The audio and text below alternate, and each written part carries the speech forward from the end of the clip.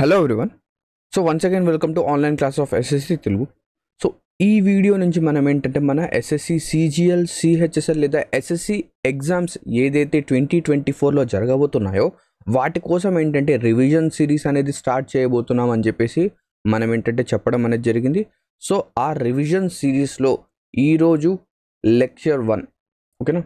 ఈరోజు ఏంటంటే క్లాస్ 1 అని చెప్పేసి మనం చెప్పొచ్చు. ఈ క్లాస్ 1లో మనం వచ్చేసరికి జనరల్ స్టడీస్ నుంచి ఏవైతే క్వశ్చన్స్ ఉన్నాయో, ప్రీవియస్ ఇయర్ క్వశ్చన్స్ ఉన్నాయో అవి చూడబోతున్నాం. సో ఈ క్లాస్ అనేది లేదా ఈ సెషన్ అనేది ఎలా జరగబోతోంది అనేది నేను మీకు కొంచెం ఏంటంటే ఎక్స్ప్లెయిన్ అనేది చేస్తాను.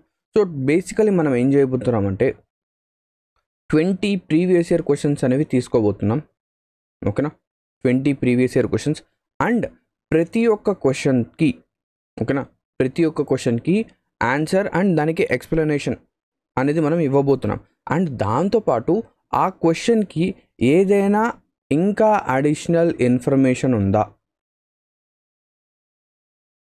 ఏదైనా ఇంకా అడిషనల్ ఇన్ఫర్మేషన్. ఇప్పుడు ఫర్ సపోజ్ ఒక క్వశ్చన్ వచ్చింది, ఆ క్వశ్చన్ వెనక కాన్సెప్ట్ ఏంటి, ఆ క్వశ్చన్కి రిలేటెడ్గా ఇంకా ఎన్ని క్వశ్చన్స్ ఫామ్ అవుతాయి, అలా అని చెప్పేసి మనం ఇంకా అడిషనల్ ఇన్ఫర్మేషన్స్ అనేవి చూడబోతున్నాం. సో ఎప్పుడైతే మనం ఇలా చేస్తామో మన ఏంటంటే మన రేంజ్ అనేది, విడ్త్ అనేది పెరుగుతుంది, ఓకేనా. మన రేంజ్, మన విడ్త్ అనేది పెరుగుతుంది. అండ్ ఎస్ఎస్సి ఎగ్జామ్స్కి కావాల్సింది కూడా ఇదే, మన రేంజ్ అనేది పెరగాలే కానీ మన డెప్త్ అనేది, మన సబ్జెక్ట్ నాలెడ్జ్ అనేది అంతగా డీప్గా ఉండాల్సిన అవసరం లేదు, ఓకేనా. సో ఈ విధంగా మనం ఏంటంటే మన సెషన్స్ అనేవి స్టార్ట్ చేయబోతున్నాం. So first of all the first video will be of general studies, ఓకేనా. లెక్చర్ 1 అనేది జనరల్ స్టడీస్ నుంచి మనం చూడబోతున్నాం, ఓకేనా. క్లియర్. అండ్ దాంతోపాటు ఏదైతే ఈ క్లాస్ యొక్క పీపీటీ అనేది ఉందో, ఓకేనా, లేదా ఈ పీడిఎఫ్ అనేది ఉందో, ఈ పీడిఎఫ్ అనేది మీకు టెలిగ్రామ్ ఛానల్లో అవైలబుల్ ఉంటుంది. టెలిగ్రామ్ ఛానల్ యొక్క లింక్ అనేది మీకు కింద డిస్క్రిప్షన్లో ఉంది, ఓకేనా. క్లియర్. నా come to the first question number 1 చూడండి. ఇక్కడ ఏం చెప్తున్నాడు, in which 5-year plan were removal of poverty, అంటే గరీబీ హటావో. సో ఎగ్జామినేషన్లో మనకేంటంటే రిమూవల్ ఆఫ్ పావర్టీ అని కూడా ఇవ్వచ్చు, లేదా గరీబీ హటావో అని చెప్పేసి అయినా కూడా ఇవ్వచ్చు, రెండిట్లో ఏదైనా రావచ్చు. And self Reliance declared as major objectives. A 5-year ప్లాన్లో ఇది మనకు మేజర్ ఆబ్జెక్టివ్గా రావడం అనేది జరిగింది. అంటే ఇక్కడ మనకు క్వశ్చన్ అనేది ఎక్కడి నుంచి వచ్చింది, 5-year ప్లాన్స్ నుంచి రావడం అయితే జరిగింది, అవునా. క్లియరా. 5-year ప్లాన్స్ నుంచి మనకేంటంటే రావడం అనేది జరిగింది. సో ఈ 5-year ప్లాన్స్ యొక్క బేసిక్ అనేది మనం చూద్దాం, క్లియరా. ఫస్ట్ ఆఫ్ ఆల్ ఈ 5-year ప్లాన్స్ యొక్క ఫౌండేషన్ అనేది ఎలా జరిగింది అంటే ఇన్ ద ఇయర్ 1938లో, 1937వ సంవత్సరంలో నేషనల్ ప్లానింగ్ కమిషన్ అనేది ఫామ్ చేయడం జరిగింది. అంటే 1938 అనేది ఇండిపెండెన్స్ కంటే ముందు, అంటే ఇండిపెండెన్స్ కంటే ముందు నేషనల్ ప్లానింగ్ కమిషన్ అనేది ఫామ్ చేయడం జరిగింది. ఈ నేషనల్ ప్లానింగ్ కమిషన్ అనేది ఎవరు ఫామ్ చేశారంటే మన సుభాష్ చంద్రబోస్, ఓకేనా. సుభాష్ చంద్రబోస్ అంటే ఫామ్ చేయడం జరిగింది. దాని తర్వాత, ఓకేనా, దాని తర్వాత ఈ 5-year ప్లాన్ లాంటిది ఇంకోటి మనకి ఏంటంటే రావడం జరిగింది. ఎగ్జాక్ట్గా మనం 5-year ప్లాన్ అని చెప్పలేం, ఇది కూడా ఒక ప్లాన్ లాంటిది. ఏంటది అంటే ఇన్ ద ఇయర్ 1944, 1944వ సంవత్సరంలో మనకేంటంటే ఒక బాంబే ప్లాన్ అనేది వచ్చింది, బాంబే ప్లాన్. సో ఈ బాంబే ప్లాన్ అనేది ఏంటంటే ఇండియా మొత్తానికి కాదు, బట్ ఇక్కడ ఏంటంటే ఈ బాంబే ప్లాన్లో ఎవరైతే రిచ్ బిజినెస్ మెన్ ఉన్నారో, ఓకేనా, ఎవరైతే రిచ్ బిజినెస్ మ్యాన్ ఉన్నారో వాళ్ళు ఏం చేశారంటే వాళ్ళందరూ కూడా ఒక చోట గ్యాదర్ అయ్యి వాళ్ళ యొక్క ఇంప్రూవ్మెంట్ కోసం మనం ఏం చేయొచ్చు, ఓకేనా, వాళ్ళ యొక్క ఇంప్రూవ్మెంట్ అంటే బిజినెస్ అనేది ఎలా ఇంక్రీజ్ చేయొచ్చు ఏంటి అనేది దానిపైన ఏంటంటే ఒక ప్లాన్ అనేది వేయడం జరిగింది. సో దాన్ని మనం బాంబే ప్లాన్ అంటాం. సో ఇండిపెండెన్స్ కంటే ముందు మనకేంటంటే ఇవి జరిగాయి, ఓకేనా. క్లియర్. ఆఫ్టర్ ఇండిపెండెన్స్ అనేది అయిన తర్వాత మనకేంటంటే మన 5-year ప్లాన్స్ అనేవి స్టార్ట్ అయ్యాయి, ఓకేనా. 5-year ప్లాన్స్ అనేవి స్టార్ట్ అయ్యాయి. మనం ఏం చెప్పొచ్చు, ఏవైతే మన 5-year ప్లాన్స్ ఉన్నాయో, ఓకేనా, 5-year ప్లాన్స్, ఈ 5-year ప్లాన్స్ అనేవి ఎక్కడి నుంచి తీసుకున్నారు, FIP అంటే 5-year ప్లాన్స్. ఈ 5-year ప్లాన్స్ అనేవి మనకు రష్యా నుంచి తీసుకున్నారు, కానీ ఎగ్జాక్ట్గా రష్యా కాదు, అప్పట్లో అది USSR ఉండేది. సో ఈ 5-year ప్లాన్ కాన్సెప్ట్ అనేది మనకు USSR నుంచి తీసుకోవడం అయితే జరిగింది. అండ్ ఈ 5-year ప్లాన్స్ అనేవి ఓకేనా. 5 ఇయర్ ప్లాన్స్ అనేవి ఎప్పటి నుంచి ఎప్పటి వరకు జరిగాయి? So from the year 1951, so 1951తో స్టార్ట్ అయ్యి 1951లో స్టార్ట్ అయ్యి 2014 వరకు మనకేంటంటే ప్లాన్స్ అనేవి జరగడం జరిగింది, ప్లాన్స్ అనేవి వేయడం జరిగింది. కానీ మనకేంటంటే 1951 నుంచి 2014 వరకు జరగలేదు. బట్ ఇక్కడ ఏంటంటే 2012లో మనకేంటంటే ఈ 5 ఇయర్ ప్లాన్స్ అనేవి ఆపేయడం అనేది జరిగింది. ఓకేనా, క్లియరా? సో ఇది ఈ 5 ఇయర్ ప్లాన్స్ యొక్క బేసిక్. ఇప్పుడు మనం ఒక్కొక్క 5 ఇయర్ ప్లాన్ గురించి డిస్కస్ చేద్దాం. క్లియరా? ఇక్కడే చేస్తాను మనం. ఓకేనా, క్లియర్. సో ఇక first of all first 5 year plan. So ఈ ఫస్ట్ 5 ఇయర్ ప్లాన్ ఎప్పటి నుంచి ఎప్పటి వరకు జరిగింది? ఫ్రమ్ ద ఇయర్ 1951 నుంచి 1956. ఓకేనా, 5 ఇయర్స్ కాబట్టి 5 అనేది యాడ్ చేస్తాం. సో 1951 నుంచి 1956 వరకు జరిగింది. క్లియరా? ఓకే, ఈ ఫస్ట్ 5 ఇయర్ ప్లాన్కి ఒక నేమ్ ఉంది. ఏముంది నేమ్? ఏంటి ఆ నేమ్ అంటే it is Harrod Domar model. Harrod Domar model. So ఇక్కడ ఏవైతే నేను మీకు పాయింట్స్ అనేవి చెప్తున్నావు, ప్రతి ఒక్క పాయింట్ అనేది ఇంపార్టెంట్. మీరు ఏం చేయొచ్చు, మీరు మీ నోట్స్లో ఈ పాయింట్స్ అనేవి రాసుకోవచ్చు, లేదా మేము ఏంటంటే ఈ పీపీటీ లేదా ఈ పీడిఎఫ్ అనేది ప్రొవైడ్ చేస్తాం కదా, ఈ పీడిఎఫ్లో మీకు ఏంటంటే ప్రతి ఒక్క పాయింట్ అనేది ఉంటుంది. అలాగైనా మీరు రివైజ్ అనేది చేసుకోవచ్చు. బట్ రివిజన్ అనేది చాలా చాలా ఇంపార్టెంట్. ఎందుకు? ఈ సిరీసే రివిజన్ సిరీస్. క్లియరా? సో ఈ ఫస్ట్ 5 ఇయర్ ప్లాన్కి నేమ్ వచ్చేసరికి హారడ్-డోమర్ మోడల్. ఓకేనా. నెక్స్ట్ దీని తర్వాత ఈ హారడ్-డోమర్ మోడల్ లేదా ఈ ఫస్ట్ 5 ఇయర్ ప్లాన్కి ప్రైమ్ మినిస్టర్గా ఎవరున్నారు? పిఎంగా ఎవరున్నారు? ప్రైమ్ మినిస్టర్ వచ్చేసరికి మన జవహర్లాల్ నెహ్రూ. అంటే మనం ఏం చెప్పొచ్చు, ఫస్ట్ నుంచి థర్డ్ 5 ఇయర్ ప్లాన్ వరకు, అంటే 3 5 ఇయర్ ప్లాన్స్ వరకు జవహర్లాల్ నెహ్రూ గారు ఏంటంటే మనం ప్రైమ్ మినిస్టర్గా ఉన్నారు అని చెప్పొచ్చు. క్లియర్? నెక్స్ట్ ఈ ఫస్ట్ 5 ఇయర్ ప్లాన్లో మనకి ఏం జరిగింది? ఓకేనా, ఏం జరిగిందంటే ఇక్కడ డ్యామ్స్ అంటే బాక్రా నంగల్ ప్రాజెక్ట్ అనేది కన్స్ట్రక్ట్ చేయడం జరిగింది. బాక్రా నంగల్. సో బాక్రా నంగల్ డ్యామ్ అనేది కన్స్ట్రక్ట్ చేయడం జరిగింది. It is the highest gravity dam. ఇదేంటంటే హైయెస్ట్ గ్రావిటీ డ్యామ్. అండ్ దాంతోపాటు హీరాకుడ్ డ్యామ్.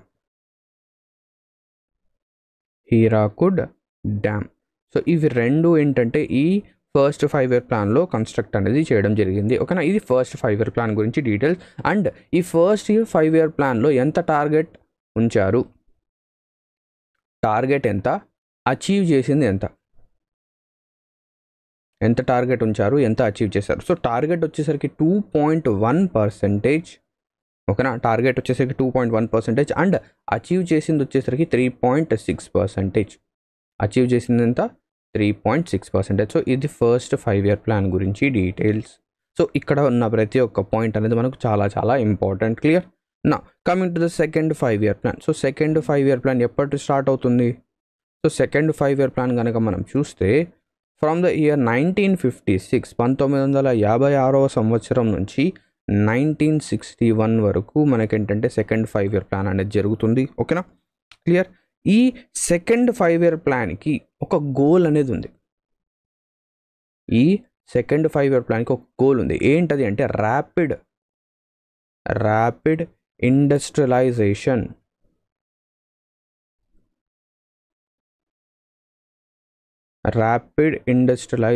అంటే మనం first of all first 5 year plan తర్వాత సెకండ్ 5 ఇయర్ ప్లాన్లో మనం ఏంటంటే ఇండస్ట్రీస్ వైపు వెళ్ళడం అనేది జరిగింది. ఓకేనా, ఈ సెకండ్ 5 ఇయర్ ప్లాన్కి నేమ్ కూడా ఉంది. సో దీనికి ఒక నేమ్ కూడా ఉంది, లేదా దీని యొక్క మోడల్ అనేది పీసీ మహాలనోబిస్ మోడల్ అంటాం.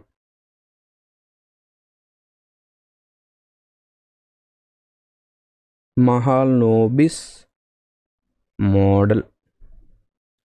సో ఈ పీసీ మహాలనోబిస్ గారు ఎవరు అంటే ఒక గ్రేట్ స్టాటిస్టిక్, మనం ఏం చెప్పచ్చు, మన ఏదైతే స్టాటిస్టిక్స్ యొక్క ఇన్స్టిట్యూషన్ అనేది ఉందో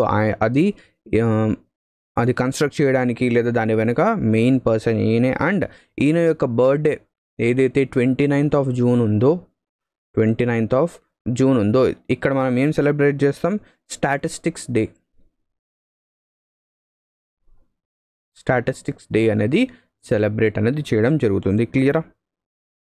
సో ఇది వచ్చేసరికి పీసీ మహాల్నోబిస్ మోడల్. అండ్ ఈ సెకండ్ 5 year ప్లాన్లో ఏం చేశారు, ఇక్కడ ఈ సెకండ్ 5 year ప్లాన్లో మనకేంటంటే 3 స్టీల్ ప్లాంట్స్ అనేవి కన్స్ట్రక్ట్ చేశారు.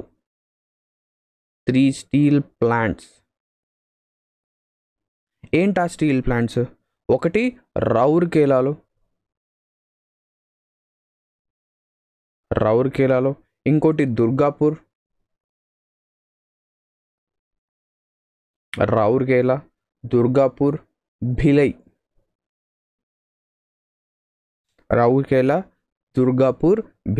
క్లియర్. సో రౌర్కేలా ఏ కంట్రీ యొక్క హెల్ప్తో కన్స్ట్రక్ట్ చేశారు, ఇది కూడా అడుగుతాడు. సో రౌర్కేలా అనేది మనం వచ్చేసరికి జర్మనీ యొక్క హెల్ప్తో కన్స్ట్రక్ట్ చేస్తాం. దుర్గాపూర్ అనేది యునైటెడ్ కింగ్డమ్ అంటే లండన్ యొక్క హెల్ప్తో మనం కన్స్ట్రక్ట్ చేయడం అయితే జరిగింది. భిలై అనేది రష్యా యొక్క హెల్ప్తో మనం కన్స్ట్రక్ట్ చేయడం అయితే జరిగింది. క్లియరా? సో ఇది సెకండ్ 5 year ప్లాన్ గురించి డీటెయిల్స్. అండ్ సెకండ్ 5 year ప్లాన్లో మనము ఎంత టార్గెట్ చేసాము, ఎంత అచీవ్ చేసాము.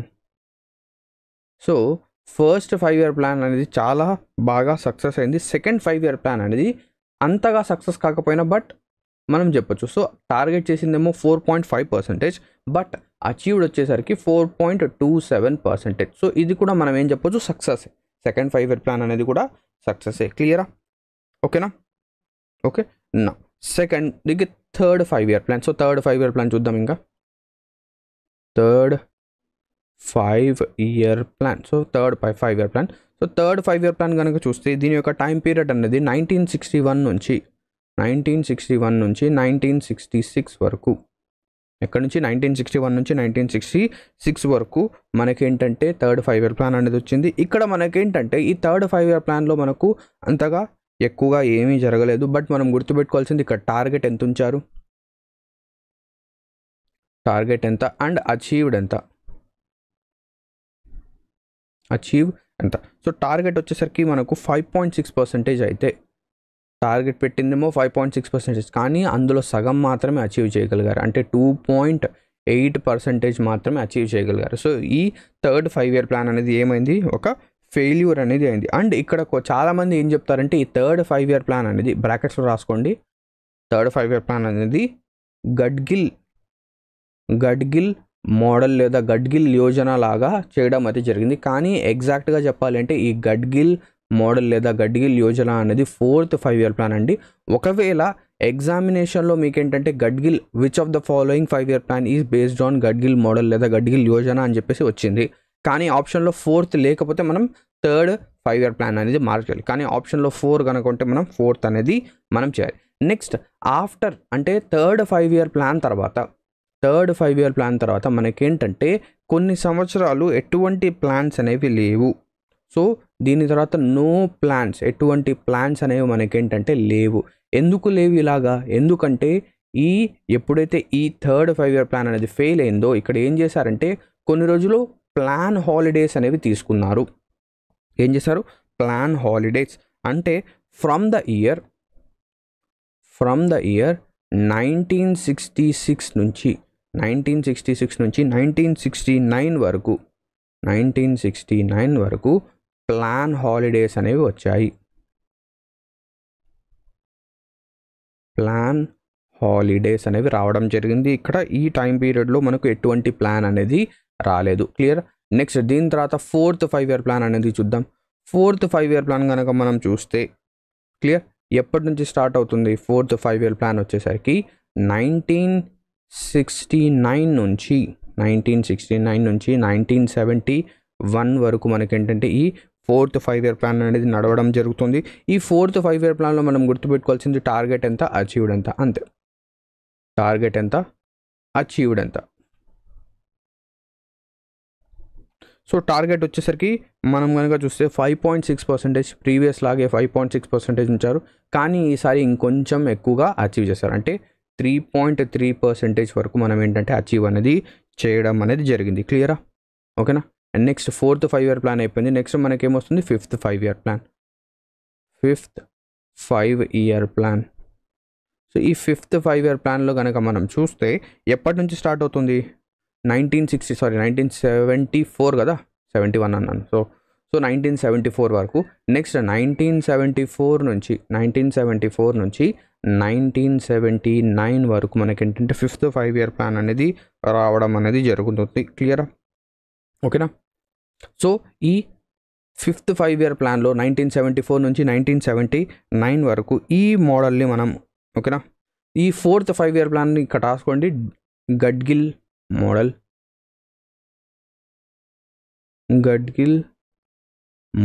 ఓకేనా, గడ్గిల్ model. Next 5th 5-year plan కనుక మనం చూస్తే, ఓకేనా, 5th 5-year ప్లాన్ కనుక మనం చూస్తే ఇక్కడ వచ్చేసరికి ఈ 5th 5-year ప్లాన్ అనేది డిపి ధర్. ఇది కూడా ఇంపార్టెంట్, మనకు ఈ మోడల్స్ అనేవి ఎక్కువగా అడుగుతుంటారు. సో డిపి ధర్ మోడల్ ఏంటి? డిపి ధర్. నెక్స్ట్ ఈ 5th 5-year ప్లాన్లో ఏం జరిగిందంటే, ఏదైతే జనాలు, ఓకేనా, పూర్ పీపుల్ ఉన్నారో వాళ్ళ కోసం ఏంటంటే మినిమం నీడ్స్ ప్రోగ్రామ్ అనేది లాంచ్ చేయడం జరిగింది. Minimum needs programme. So minimum needs programme అనేది ఏ టైంలో లాంచ్ చేయడం జరిగింది? 5th 5-year ప్లాన్లో. అండ్ ఇదే టైం పీరియడ్లో అంటే ఇదే 5-year ప్లాన్లో మనకు గరీబీ, ఓకేనా, స్పెల్లింగ్ ఏంటి? GARIBI లేదా GAREEBI కూడా రావచ్చు, గరీబీ హటావో. సో గరీబీ హటావో అన్న స్లోగన్ కూడా ఇక్కడే ఇవ్వడం జరిగింది. సో మన క్వశ్చన్ నెంబర్ 1కి ఆన్సర్ ఏమవుతుంది? In which 5-year plan were the removal of poverty remove చేయడానికి. సో పావర్టీని రిమూవ్ చేయడానికి ఏం చేశారు? సో పావర్టీని రిమూవ్ చేయడం కోసం వీళ్ళు ఏంటంటే మినిమం నీడ్స్ ప్రోగ్రామ్ని లాంచ్ చేయడం జరిగింది. సో మినిమం నీడ్స్ ప్రోగ్రామ్ ఏ 5-year ప్లాన్లో లాంచ్ చేయడం జరిగింది? 5th 5-year ప్లాన్లో. So our answer for the first question is 5th 5-year ప్లాన్. అండ్ 5-year ప్లాన్ వెనక ఉన్న బేసిక్ అనేది మనం చూసాం. ఎంతవరకు చూసాం? 5th 5-year ప్లాన్ వరకు మనం ఏంటంటే చూడడం అనేది జరిగింది. నెక్స్ట్ ఎప్పుడైనా క్వశ్చన్ కనుక వస్తే మనం దీనికి కంటిన్యూషన్ అనేది చూద్దాము. ఓకేనా? క్లియర్? ఓకే. నా నెక్స్ట్ క్వశ్చన్ నెంబర్ 2 చూడండి. Question number 2, Sattriya dance form is famous in which of these states. అంటే సత్తరియా డాన్స్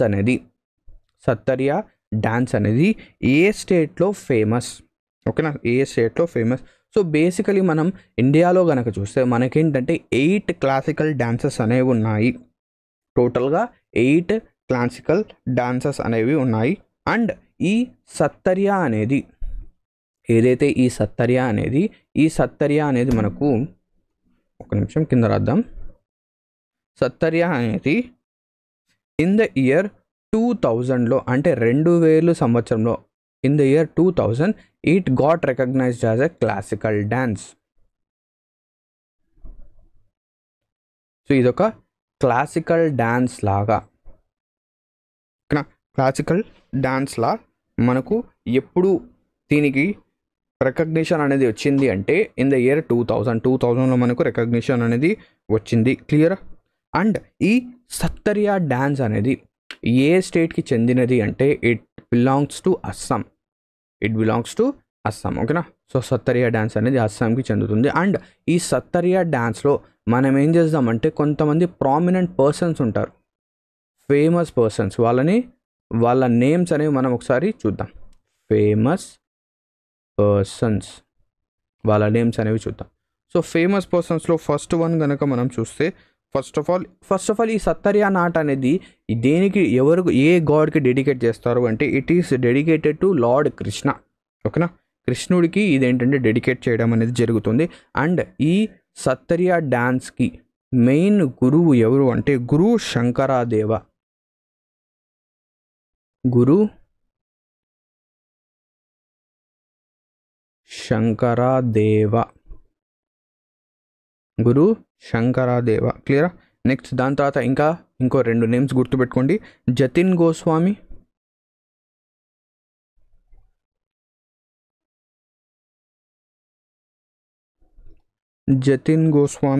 అండ్ శార్దోయి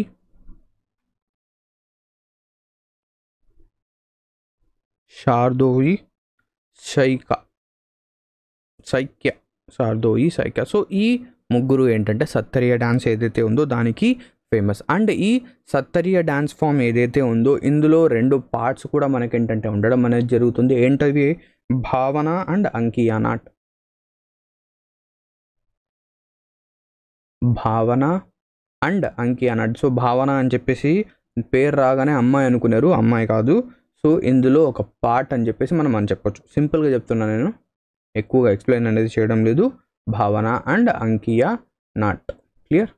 ఇవి. So question number 2 completed. So answer is Assam. Next coming to the third question. Question number 3 చూడండి.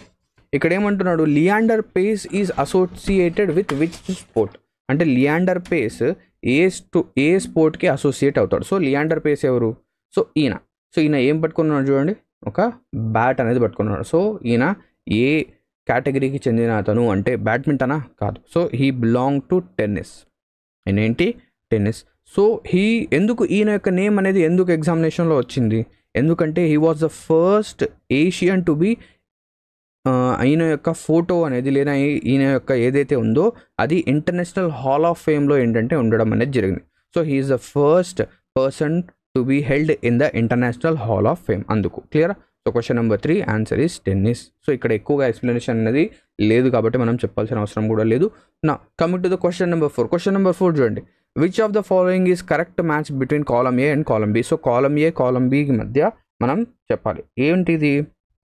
Earth crust ఏదైతే ఉందో, ఓకేనా, earth crust ఏదైతే ఉందో ఆ క్రస్ట్లో దొరికే మినరల్స్ ఏవైతే ఉన్నాయో వాటి యొక్క పర్సంటేజ్ని మనం మ్యాచ్ చేయాలి. ఓకేనా, వాటి యొక్క పర్సంటేజ్ని మనం ఏం చేయాలి? మ్యాచ్ అనేది చేయాలి. క్లియరా? ఓకేనా. సో ఇక్కడ చూడండి, అర్త్ యొక్క క్రస్ట్ కనుక మనం తీసుకుంటే, సో అర్త్ని మనం గనక కోసి ఇలా కారం పెడితే, కోసి కారం పెడతారా? కాదు. అంటే ఎర్త్ని మనం రిప్రజెంట్ చేయడం కోసం ఒక స్లైస్ని కనుక ఇలా తీసుకుంటే అందులో ఫస్ట్ పైన లేయర్ ఏదైతే ఉందో, సో అప్పర్ లేయర్ ఏదైతే ఉందో దాన్ని మనం ఏమంటాం? క్రస్ట్ అంటాం. ఏమంటామండి? దీన్ని క్రస్ట్ అంటాం. నా కిందికి వచ్చేసరికి ఇది వచ్చేసరికి ఏంటి? కోర్. ఇది అర్త్ యొక్క కోర్.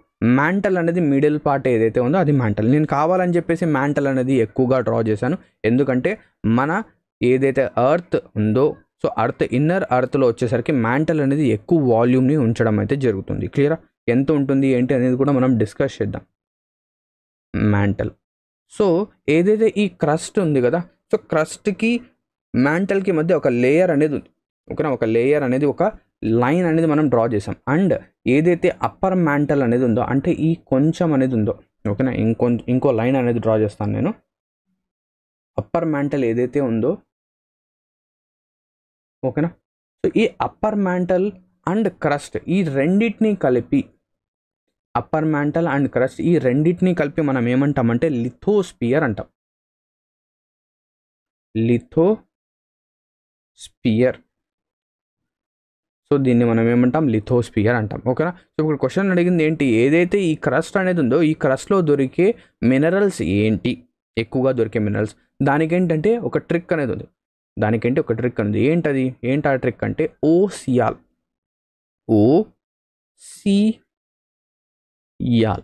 సో ఓసియాల్ అంటే క్రస్ట్లో దొరికే మినరల్స్ యొక్క వెయిటేజ్, అంటే వాటి యొక్క పర్సంటేజ్ అనేది ఈ విధంగా. అంటే ఓ అంటే ఆక్సిజన్, ఎస్ఐ అంటే సిలికాన్, ఏఎల్ అంటే అల్యూమినియం. అంటే ఆక్సిజన్ అనేది చాలా ఎక్కువగా దొరుకుతుంది, దాని తర్వాత సిలికాన్, దాని తర్వాత అల్యూమినియం. సో మీకు పర్సంటేజెస్ తెలియకపోయినా కూడా మనం ఏంటంటే డైరెక్ట్గా మార్క్ చేయొచ్చు. సో ఆక్సిజన్ అనేది చాలా ఎక్కువగా ఉండాలి. అంటే ఆక్సిజన్ అనేది 47% ఉంటుంది. సో ఫస్ట్ వన్కి ఏముండాలి? సి ఉండాలి. సో ఫస్ట్ వన్ సి ఎక్కడ ఉంది? ఈ రెండిట్లోనే ఉంది, ఇది కాదు. నెక్స్ట్ సిలికాన్ అనేది సెకండ్, అంటే సిలికాన్ అనేది 28% ఉండాలి. అంటే సిబి ఆన్సర్. సో సిబి ఎక్కడ ఉంది? ఇక్కడ ఉంది. So answer is option 3. ఓకేనా. సో ఇలా కనుక మీరు గుర్తుపెట్టుకుంటే, సో క్రస్ట్ యొక్క పర్సంటేజ్ గుర్తుపెట్టుకోవాల్సిన అవసరం లేదు. బట్ ఇలా కనుక మనం ఓసియాల్ అని చెప్పేసి గుర్తుపెట్టుకున్నాం అనుకోండి, మనకేంటంటే మనం ఈజీగా దాన్ని ఐడెంటిఫై చేయవచ్చు. ఓకేనా. లేదా మీరు రాసుకోండి. ఆక్సిజన్ వచ్చేసరికి 47% ఇక్కడ ఉంది కదా, oxygen 47%, silicon 28%, next aluminium 8% and iron 5%. ఓకేనా. సో ఇలాగ మనం ఏంటంటే చెప్పచ్చు. క్లియర్? ఓకేనా. నా coming to the fifth question, question number 5 చూడండి. In July 1968, Indira Gandhi, the then Prime Minister of India, officially recorded impressive strides of green revolution in agriculture by releasing a special stamp entitled అంటే 1968లో ఓకేనా, 1968లో మనకి ఏం జరిగింది. So 1965లో వచ్చేసరికి చూడండి, 1965 so 1965లో మనకేంటంటే మన గ్రీన్ రెవల్యూషన్ అనేది స్టార్ట్ అయింది. Green revolution. సో మన గ్రీన్ రెవల్యూషన్ అనేది 1965లో స్టార్ట్ అయింది. అండ్ ఈ రెవల్యూషన్కి నేమ్ అనేది, అంటే ఈ రెవల్యూషన్ అనేది మన ఇండియాలో 1965లో స్టార్ట్ అయింది, బట్ దానికంటే ముందు బయట కంట్రీస్లో స్టార్ట్ అయింది. సో ఈ గ్రీన్ రెవల్యూషన్కి టర్మ్ అంటే ఈ నేమ్ అనేది ఇచ్చింది ఎవరు, ఈ టర్మ్ అనేది ఇచ్చింది ఎవరు, లేదా ఈ నేమ్ అనేది ఇచ్చింది ఎవరు అంటే విలియం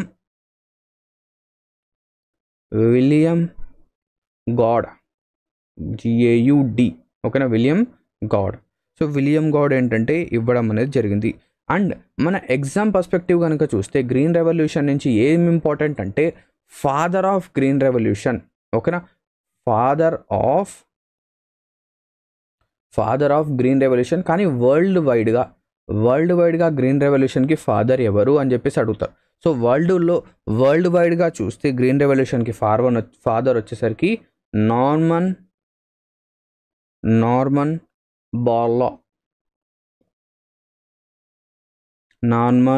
బోర్లాగ్, ఓకేనా, Norman Borlaug. And father of Indian green revolution అడిగితే father of Indian green revolution. So India యొక్క గ్రీన్ రెవల్యూషన్కి ఫాదర్ ఎవరు అంటే ఎంఎస్ స్వామినాథన్.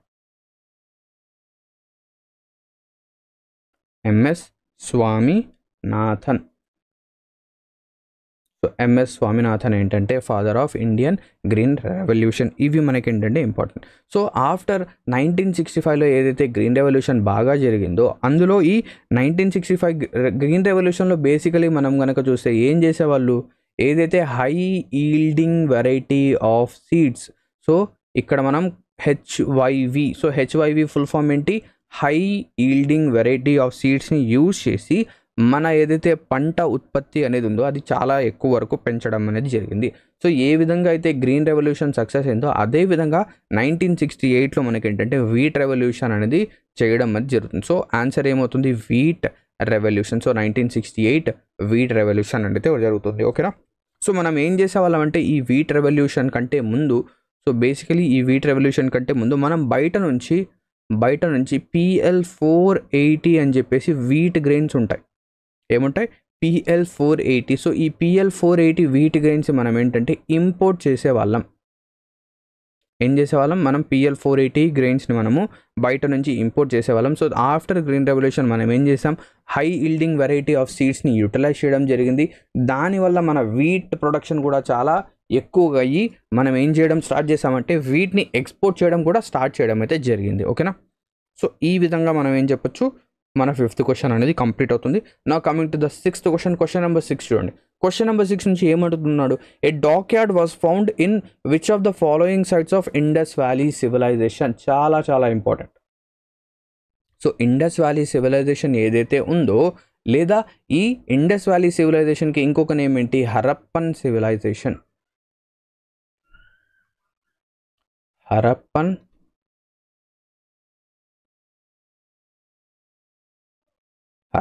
సివిలైజేషన్. సో ఈ హరప్పన్ సివిలైజేషన్లో డాక్ యార్డ్ అనేది మనం ఫైండ్ చేసాం, అంటే ఒక పోర్ట్ అనేది ఫైండ్ చేసాం. ఆ పోర్ట్ సిటీ అనేది ఏంటి,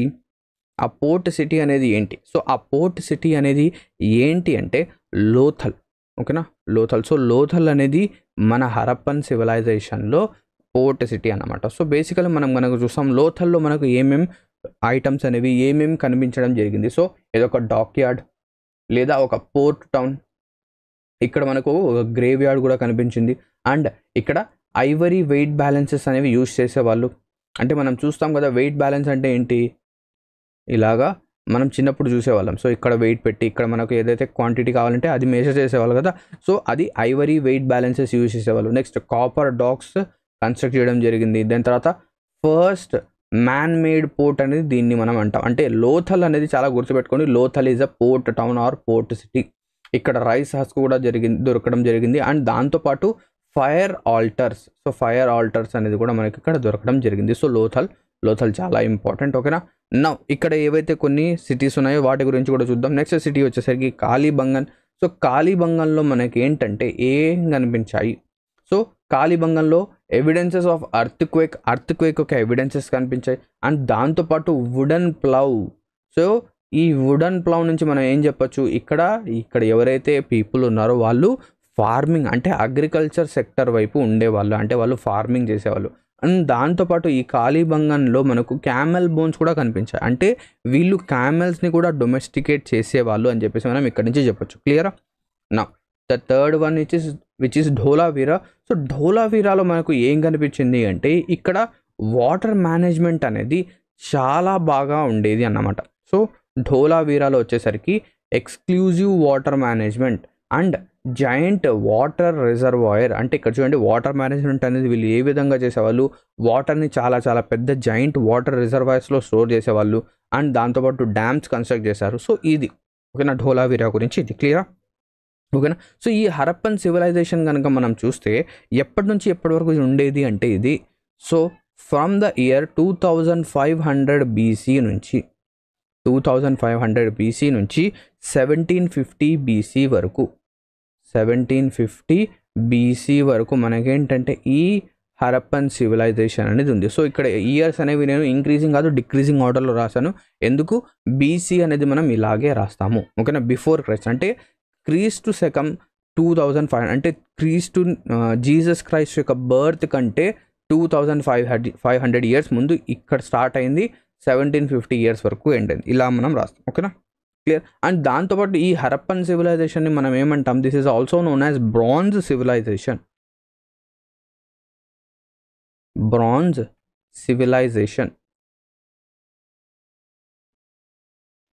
it is also known as bronze civilization. ఓకేనా.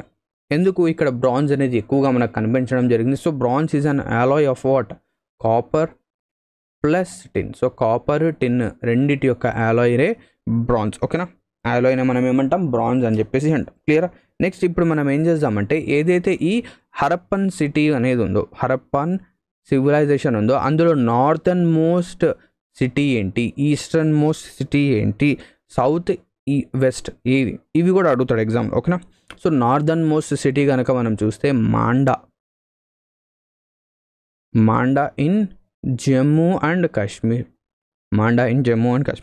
ఈస్టర్న్ మోస్ట్ కనుక మనం చూస్తే ఆలంగీర్పూర్,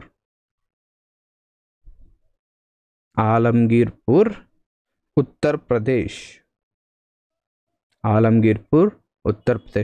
వెస్టర్న్ మోస్ట్ సిటీ కనుక చూస్తే సుత్కాగెండోర్.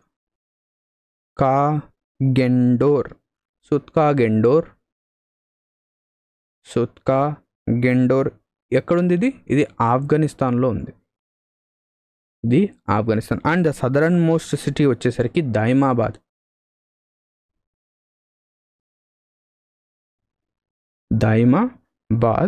ఎక్కడ? ఇది వచ్చేసరికి మహారాష్ట్రలో.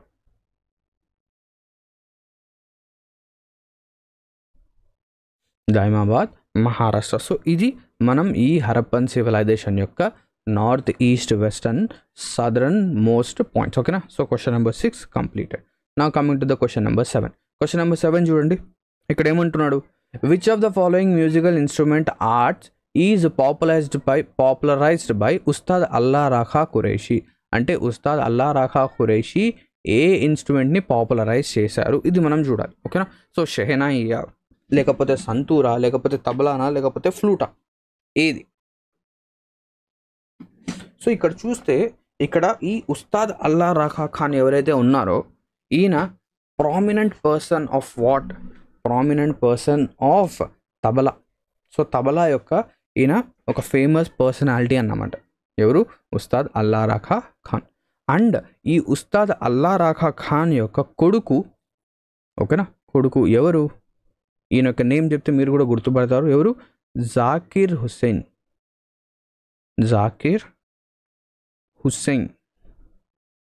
సో జాకీర్ హుసేన్ ఈయన కూడా ఏంటంటే తబలా ప్లేయర్ అన్నమాట. ఈయన కూడా ఏంటి తబలా ప్లేయర్. అండ్ ఈ జాకీర్ హుసేన్కి వచ్చేసరికి పద్మ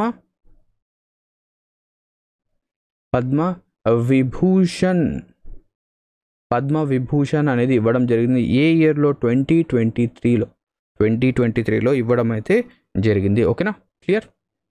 సో ఇది గుర్తుపెట్టుకోండి, ఉస్తాద్ అల్లా రాఖా ఖాన్ అండ్ జాకీర్ హుసేన్ ఇద్దరు కూడా ఏంటంటే తబలా ప్లేయర్స్. నెక్స్ట్ షెహనాయి కనుక మనం చూస్తే షెహనాయి. సో షెహనాయి యొక్క మేజర్ పర్సన్ ఎవరు అంటే ఉస్తాద్ బిస్మిల్లా ఖాన్.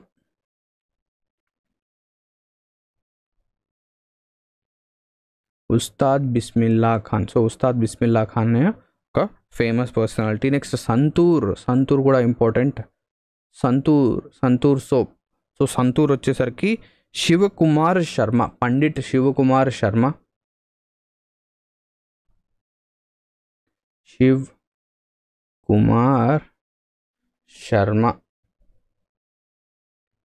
పండిట్ శివ్ కుమార్ శర్మ. నెక్స్ట్ దాంతోపాటు రాహుల్ షార్.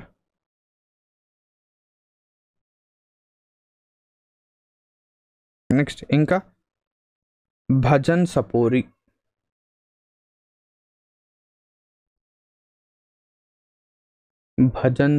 సో ఈ వీళ్ళు ముగ్గురు. ఇందులో చాలా చాలా ఇంపార్టెంట్ పండిట్ శివ్ కుమార్ శర్మ. సంతూర్ అని చెప్పగానే మీకు ఫస్ట్ గుర్తు రావాల్సింది ఏంటి? పండిట్ శివ్ కుమార్ శర్మ గుర్తు రావాలి. నెక్స్ట్ ఫ్లూట్ ఎవరు? ఫ్లూట్ ప్రామినెంట్ పర్సన్ కనుక చూస్తే హరిప్రసాద్ చౌరసియా.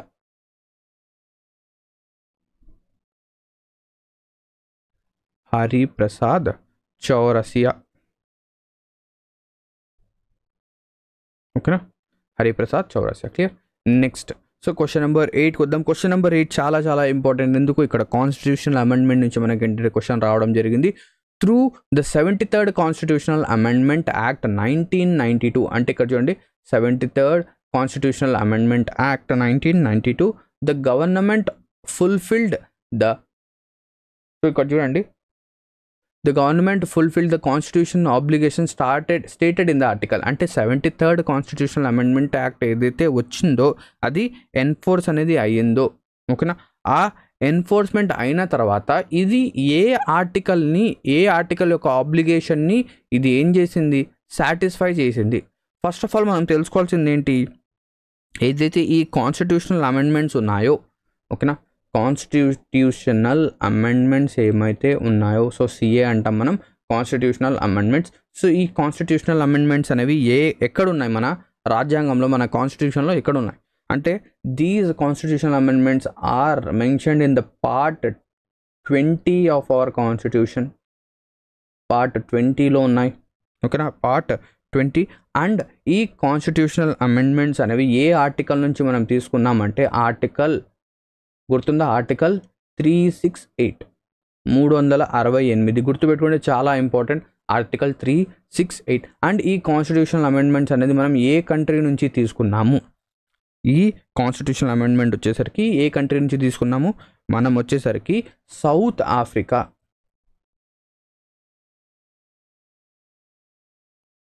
ఆఫ్రికా నుంచి మనం ఏంటంటే ఈ కాన్స్టిట్యూషనల్ అమెండ్మెంట్ కాన్సెప్ట్ అనేది తీసుకోవడం అయితే జరిగింది. క్లియరా? సో ఈ 3 పాయింట్స్ అనేవి మనకు చాలా ఇంపార్టెంట్. క్లియరా? నెక్స్ట్ ఈ 73rd కాన్స్టిట్యూషనల్ అమెండ్మెంట్లో మనం ఏం చేసామంటే మనం పంచాయత్ రాజ్ సిస్టమ్ అనేది 3 టైర్గా చేంజ్ చేసాం. ఓకేనా, మనం ఏం చేసాం? ఇక్కడ చూడండి, సో కింద రాస్తాను నేను. 73rd కాన్స్టిట్యూషనల్ అమెండ్మెంట్లో మనం ఏం చేసామంటే 3 tier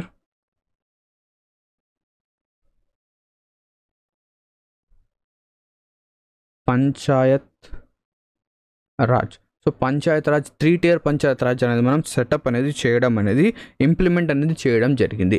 అంటే మనం బేసికలీ చూస్తే మన కాన్స్టిట్యూషన్లో ఒక ఆర్టికల్ అనేది ఉంది. ఆ ఆర్టికల్లో ఏం చెప్పడం అయితే జరిగిందంటే మనకు లోకల్ గవర్నమెంట్ అనేది ఉండాలి. అని చెప్పేసి చెప్పడం జరిగింది. ఆ ఆర్టికల్ ఏంటి అంటే ఈ 73rd కాన్స్టిట్యూషనల్ అమెండ్మెంట్ ద్వారా మనం ఏం చేస్తున్నాం, పంచాయత్ రాజ్ అనేది సెటప్ చేస్తున్నాం, అంటే లోకల్ సెల్ఫ్ గవర్నమెంట్ అనేది సెటప్ అనేది చేస్తున్నాం. సో అది ఏ ఆర్టికల్లో మెన్షన్ చేశారని చెప్పేసి డైరెక్ట్గా కాకుండా ఇండైరెక్ట్గా అడుగుతున్నారు. ఓకేనా, ఇండైరెక్ట్గా అడుగుతున్నారు. కానీ ఇది వచ్చేసరికి సో 1992లో యాక్ట్ వచ్చింది, కానీ ఇది వచ్చేసరికి ఏదైతే మన 3 tier పంచాయత్ ఉందో ఇది ఏ రోజు ఇంప్లిమెంట్ అయిందంటే 24th of April 1993 ఇదేమైంది, ఎన్ఫోర్స్ అయింది. సో ఇదే రోజు అంటే 24th of April మనం ఏం చేస్తామంటే పంచాయత్ రాజ్ డే అనేది సెలబ్రేట్ చేస్తాం.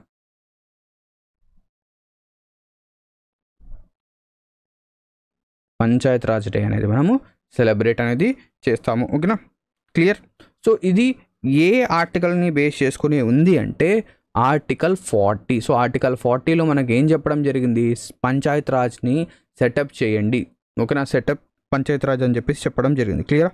నెక్స్ట్ ఆర్టికల్ 43 ఏం చెప్తుంది, ఆర్టికల్ 43 వచ్చేసరికి వేజెస్ గురించి చెప్తుంది. సో లివింగ్ వేజెస్, సో ఒక పర్సన్ ఎవరైతే ఉన్నారో ఆ పర్సన్కి మినిమం వేజెస్ ఎంత ఉండాలి, ఆయన బ్రతకడానికి ఎంత వేజెస్ ఉండాలి అది చెప్పడం జరుగుతుంది. సో లివింగ్ వేజెస్ చాలా సింపుల్గా చెప్తున్నాను. నెక్స్ట్ ఆర్టికల్ 41 అనేది ఏం చెప్తుంది, ఆర్టికల్ 41 అనేది to the right to secure work, right to work, ప్రతి ఒక్కరూ పని చేయడానికి హక్కు అనేది ఉంది అని చెప్పేసి ఇక్కడ చెప్పడం అయితే జరుగుతుంది. సో ఆర్టికల్ ఇది క్లియర్. నెక్స్ట్ దాని తర్వాత ఆర్టికల్ 42 ఏం చెప్తుంది, to ensure human working conditions, అంటే ఒక హ్యూమన్ వర్క్ చేయడానికి అనుకూలంగా ఉన్న కండిషన్స్, అంటే ఒక మనిషి మనం హైర్ చేసుకున్నాం. ఓకేనా, ఒక మనిషిని మనం ఏంటంటే మనం హైర్ చేసుకున్నాం ఒక కంపెనీలో, అలా అని చెప్పేసి ఆయనతో 24 గంటలు పని చేపిస్తామా, కాదు, 8 hours పని చేయించాలి. అవునా, 8 hours అంతే. సో అండ్ దాంతోపాటు ఎవరైతే లేడీస్ ఉన్నారో వాళ్ళకి ఏంటంటే లీవ్స్ ఇవ్వడం, మెటర్నిటీ లీవ్స్ ఇవ్వడం అలా ఇవ్వాలి. అంటే ఎటువంటి హ్యూమన్ కండిషన్స్ అనేది ఖచ్చితంగా ఉండాలి. To ensure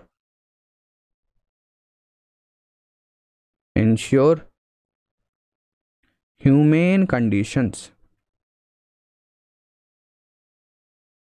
so ensure human conditions. So ఇది ఈ ఆర్టికల్స్ అనేది చెప్పడం జరుగుతుంది. క్లియర్.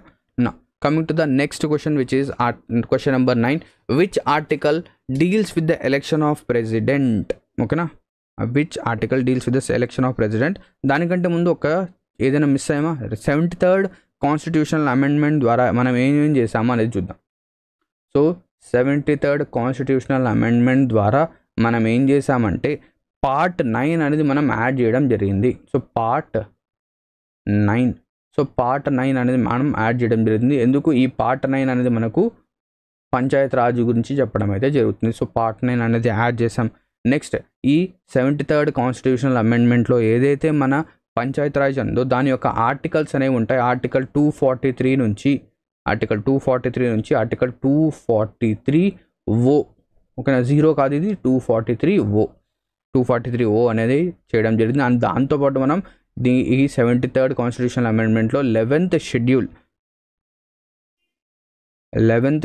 అనేది యాడ్ చేయడం జరిగింది. ఓకేనా, సో ఇది.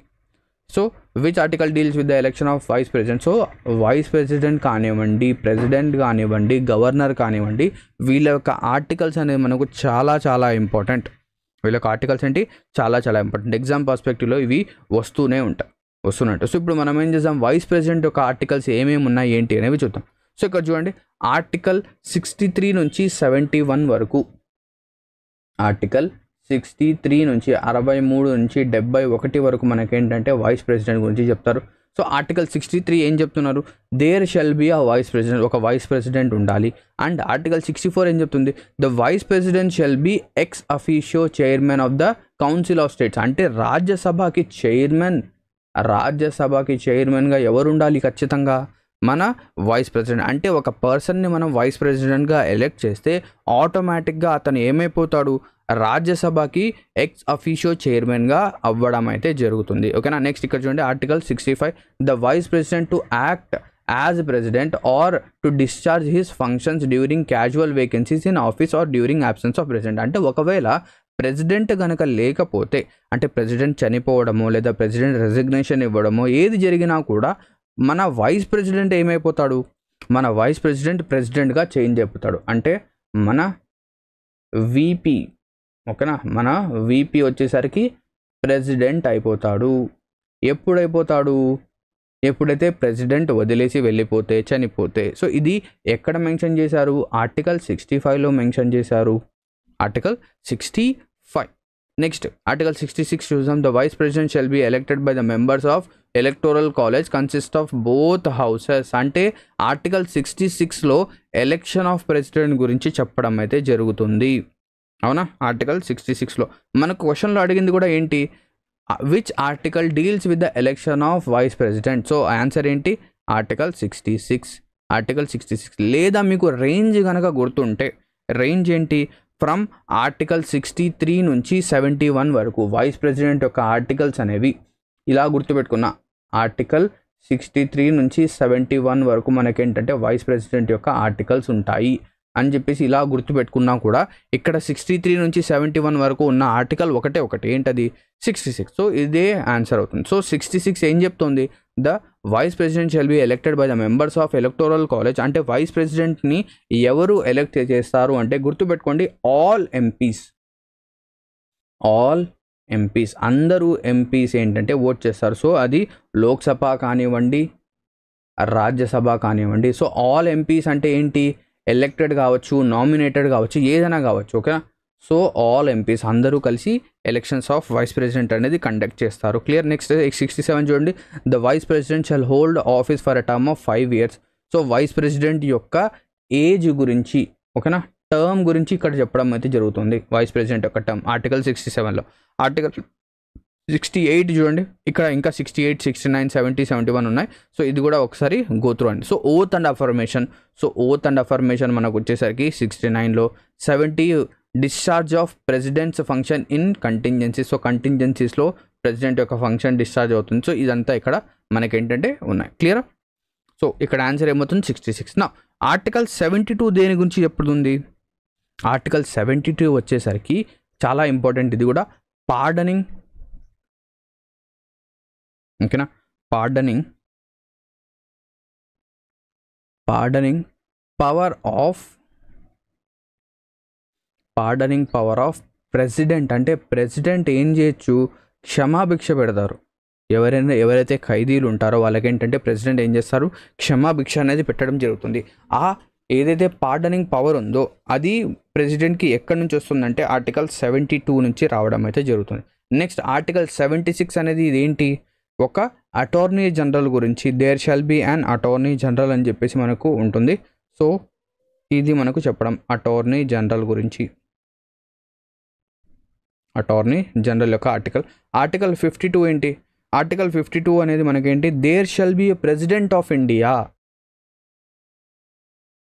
There shall be president of India. So article ఇక్కడ చూడండి, ఆర్టికల్ 52లో దేర్ షాల్ బి ప్రెసిడెంట్ అని చెప్పేసి ఉంది. ఆర్టికల్ 63లో there shall be a vice president of India. అంటే 11 ఆర్టికల్స్ తర్వాత 52 + 11 63 ఇలా గుర్తుపెట్టుకోండి. సో 52లో there shall be a president, 63లో there shall be a vice president. ఓకేనా, clear. Now coming to the 10th question, question number 10 చూడండి. Who was the author of Mahabhashya. So Mahabhashya అనే బుక్ని రచించింది ఎవరు, ఓకేనా. సో మహాభ్యాస బుక్ని రచించింది మన ఎవరు అంటే పతాంజలి. పతాంజలి. సో ఈ పతాంజలి గారు ఏం చేస్తారంటే అశ్వమేధ యాగాలు కూడా కండక్ట్ అనేది చేస్తారు. సో పాణిని ఏం చేశాడో అది చూద్దాం. సో పాణిని వచ్చేసరికి ఒక గ్రామర్ బుక్ అనేది రాయడం జరిగింది. So grammar book. సో ఆ గ్రామర్ బుక్ యొక్క నేమ్ కనుక మనం చూస్తే ఏంటది,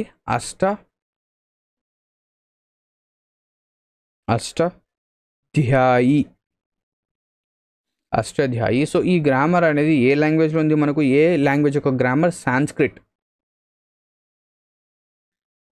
ఓకేనా, సాంస్క్రిట్. క్లియర్. నెక్స్ట్ ఈ కౌటిల్య ఎవరు.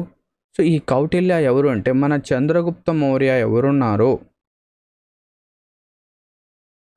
సో చంద్రగుప్త మౌర్య కోర్ట్లో పనిచేసిన వ్యక్తి లేదా ఆయన యొక్క prime minister, and he was the main reason for Chandragupta Maurya to defeat the king Dhanananda. So ధనానందని డిఫీట్ చేయడానికి మెయిన్ రీజన్ ఎవరు అంటే మన కౌటిల్య. సో కౌటిల్య యొక్క నేమ్స్ ఇంకా ఏమేమి వస్తాయి?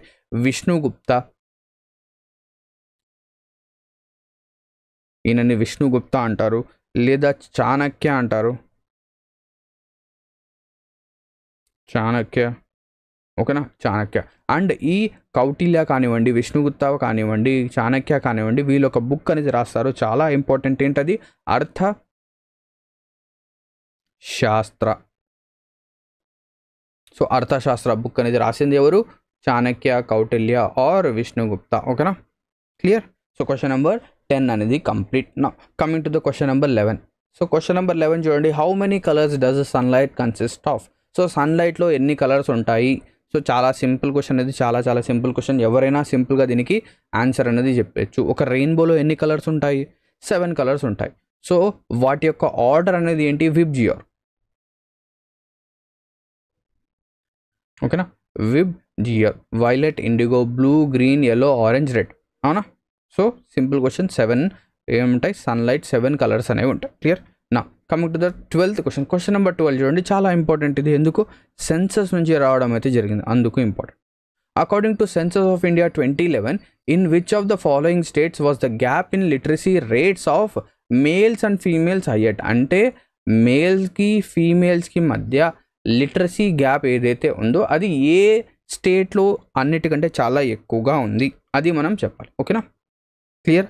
సో అది చెప్పడానికంటే ముందు ఫస్ట్ ఆఫ్ ఆల్ ఏదైతే మన 2011 సెన్సస్ ప్రకారంగా ఏదైతే లిటరసీ రేట్ అనేది ఉందో, లిటరసీ రేట్ అనేది ఉందో ఆ లిటరసీ రేట్ అనేది ఎంత? సో మన ఇండియా యొక్క లిటరసీ రేట్ వచ్చేసరికి అకార్డింగ్ టు 2011 74.4%. 74.4%. అందులో మేల్ యొక్క లిటరసీ రేట్ ఎంత, మేల్ యొక్క లిటరసీ రేట్ ఎంత, అండ్ ఫీమేల్ యొక్క లిటరసీ రేట్ ఎంత? ఫీమేల్ యొక్క లిటరసీ రేట్ ఎంత? సో మేల్ యొక్క లిటరసీ రేట్ వచ్చేసరికి 82.14%. అండ్ ఇక్కడ వచ్చేసరికి ఎంత? 65.46. ఓకేనా, మేల్ ఫీమేల్. సో మేల్ వచ్చేసరికి చాలా ఎక్కువగా ఉంది, ఫీమేల్ తక్కువగా ఉంది. అండ్ ఎగ్జామినేషన్లో ఇది కూడా అడుగుతాడు, అంటే ఈ రెండిటి మధ్య డిఫరెన్స్ ఎంత? అంటే మన ఇండియాలో మేల్కి ఫీమేల్కి మధ్య ఎంత డిఫరెన్స్ ఆఫ్ లిటరసీ రేట్ అనేది ఉంది? సో ఇక్కడ మనం కనుక చూస్తే 16.6% ఏమో వస్తుంది. 16.6%. అవునా? సో ఇక్కడ 6, ఇక్కడ వచ్చేసరికి 65 కదా, 16.65. సో మనం కనుక చూస్తే 11 రైట్, అండ్ తర్వాత కరెక్ట్. సో 16.65%. ఓకేనా, 16.65%. క్లియర్. నెక్స్ట్ ఇది మనకి ఇంపార్టెంట్. ఓకేనా, అండ్ దానితో పాటు ఇక్కడ మనం ఏం చేద్దామంటే ఏదైతే లిటరసీ రేట్ హైయెస్ట్ ఏది, హైయెస్ట్ లిటరసీ రేట్ ఎక్కడుంది, అండ్ దాంతోపాటు లోయెస్ట్ లిటరసీ రేట్ అనేది ఎక్కడుంది అది చూద్దాం. ఓకేనా, స్టేట్ ఏది, state highest literacy rate state ఏది, లోయెస్ట్ ఏది. నెక్స్ట్ యూనియన్ టెరిటరీ ఏది, యూనియన్ టెరిటరీ ఏది అనేది చూద్దాం. ఓకేనా, సో ఇక్కడ ఫస్ట్ ఆఫ్ ఆల్ మనం కనుక చూస్తే హైయెస్ట్ లిటరసీ ఉన్న స్టేట్ వచ్చేసరికి మనకి ఏమొస్తుంది? హైయెస్ట్ లిటరసీ రేట్ వచ్చేసరికి కేరళ. ఏంటి? కేరళ. సో కేరళ యొక్క పర్సంటేజ్ కనుక చూస్తే అప్రాక్సిమేట్లీ 94%. నెక్స్ట్ లోయెస్ట్ వచ్చేసరికి ఏంటి? బీహార్. సో బీహార్ యొక్క పర్సంటేజ్ ఎంత? 61.8%. 61.8% అనేది బీహార్ యొక్క లిటరసీ రేట్. నెక్స్ట్ యూనియన్ టెరిటరీలో హైయెస్ట్ అనేది Lakshadweep.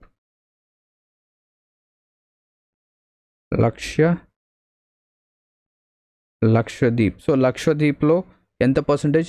91.85%. 91.85%. And lowest union territory, lowest literacy rate ఉన్న యూనియన్ టెరిటరీ వచ్చేసరికి Dadra Nagar and Haveli.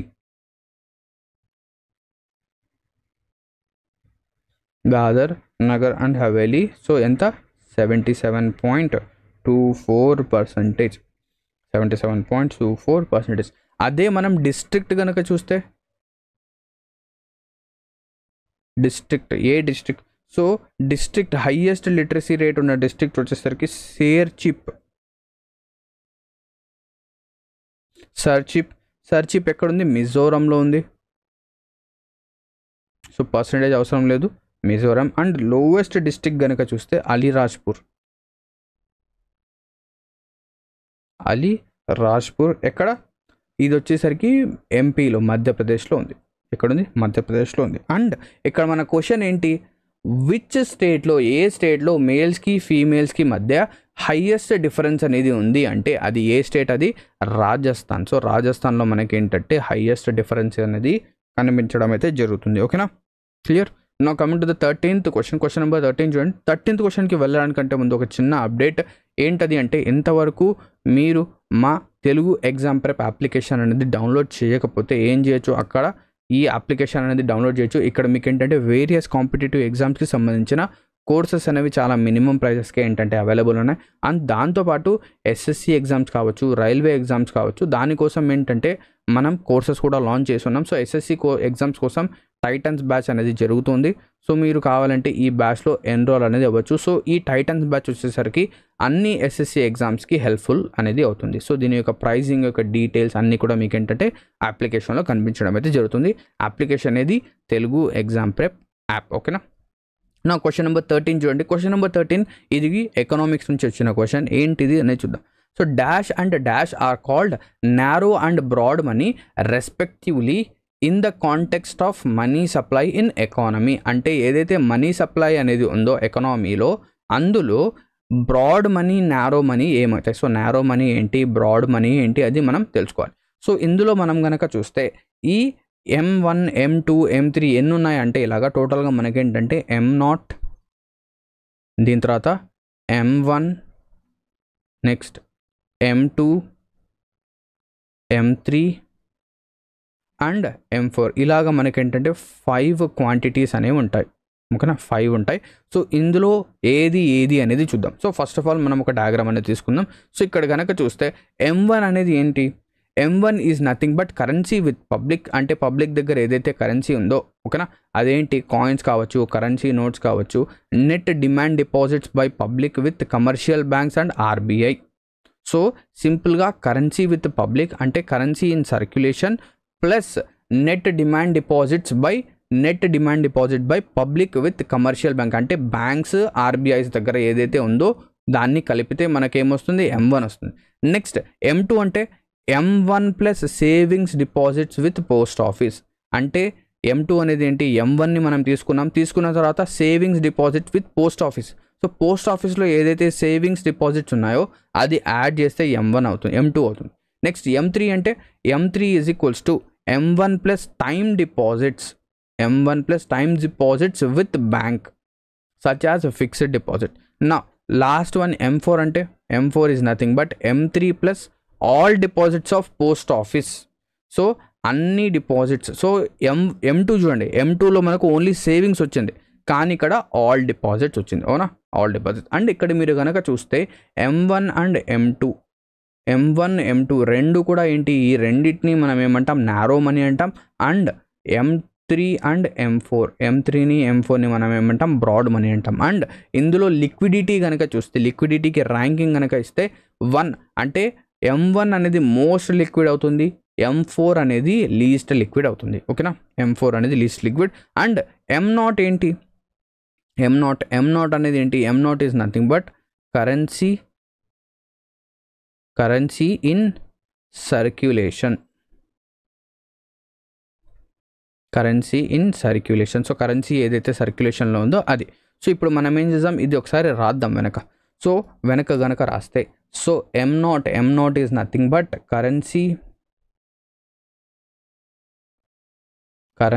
In circulation. So currency in circulation స్పెసిఫిక్గా ఎగ్జాక్ట్గా మనం చెప్పాలి అంటే currency in circulation and RBI దగ్గర ఎంతైతే అమౌంట్ ఉందో దాన్ని మనం ఏమంటాం?